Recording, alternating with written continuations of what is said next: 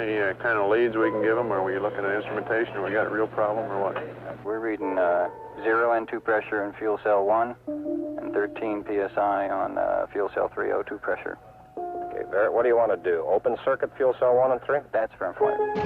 Shut down the reactance valve, and I asked for a reconfirmation, since when you do that, it's sort of irreversible. If you shut one of these things down, they only can be restarted from ground support equipment. Yeah, that's good for the AC. And it looks to me, looking out the hatch, that we are venting something. We are venting something out into space. Okay, let's everybody think of the kind of things we'd be venting. GNC, you got anything that looks abnormal in your system? Negative flight. How about you, Ecom? You see anything that, with the instrumentation you got, that could be venting? That's a firm flight. Let me look at the system flight as far as the venting is concerned. Okay, let's start scanning. Here is a bulletin from ABC News. The Apollo 13 spacecraft has had a serious power supply malfunction that could cause the lunar landing mission to be terminated early. I assume you've called in your backup ECOMs? Flight, say again? Have you called in your backup ECOMs now? See if we can get some more brain power in this We thing? got one here. Roger. At the moment, the astronauts are continuing to try to isolate their trouble. A late report says the spacecraft now is operating on battery power alone. All unnecessary equipment is being turned off.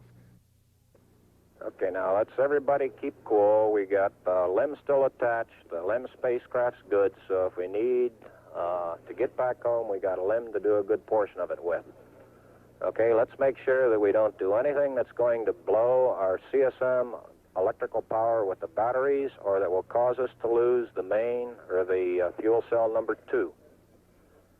Okay, we want to keep the O2 and that kind of stuff working. We'd like to have RCS, but we got the command module system, so we're in good shape if we need to get home. Let's solve the problem, but let's not make it any worse by guessing. My concern was increasing all the time. It went from, I wonder what this is going to do to the landing, to I wonder if we can get back home again. Okay, Ecom, I'm coming back to you. Flight. Go ahead. I think the best thing we can do right now is start a power down. Right about then, it was quite apparent to me that it was just a question of time that the command module was going to be dead. You don't want to get fuel cell pumps off, do you? We can do that on fuel cell number 1 flight. Okay, well, let's make sure we don't blow the whole mission. The thing that concerns me is throwing equipment. We had a problem. We don't know the cause of the problem. Flight, I've got a feeling we've lost 2 fuel cells. I hate to put it that way, but I don't know why we've lost them. It doesn't all tag up. Network from Flight. Flight network. Bring me up another computer in the RTCC, will you? We got one machine on the RTCC, and we got dual CPs downstairs. Okay, I want another machine up in the RTCC, and I want a bunch of guys capable of running D-logs down there. Roger that. What all this means is only speculation at this point. First, though there has been some tumbling or rotation of the spacecraft, the astronauts do not appear to be in any immediate danger. I'll tell you what, GNC, can you get somebody in the back room to try to figure out what the equivalent delta V is we're getting, so that we can see if we can backtrack to see if we can figure out what's venting? Roger, we'll give it a try, Flight. Okay. When I looked up and saw both oxygen pressures, one absolutely 0 and the other one going down, it dawned on me, and I'm sure Jack and Fred about the same time, that we were indeed in serious trouble. The only way to survive the situation was to transfer to the LEM. Flight Econ. Go ahead, Econ. The pressure in O2 tank 1 is all the way down to 297. We better think about getting in the LEM or using the LEM systems. I'd say this is as serious a situation as we have ever had in manned spaceflight. We've always called the LEM a good lifeboat under those circumstances.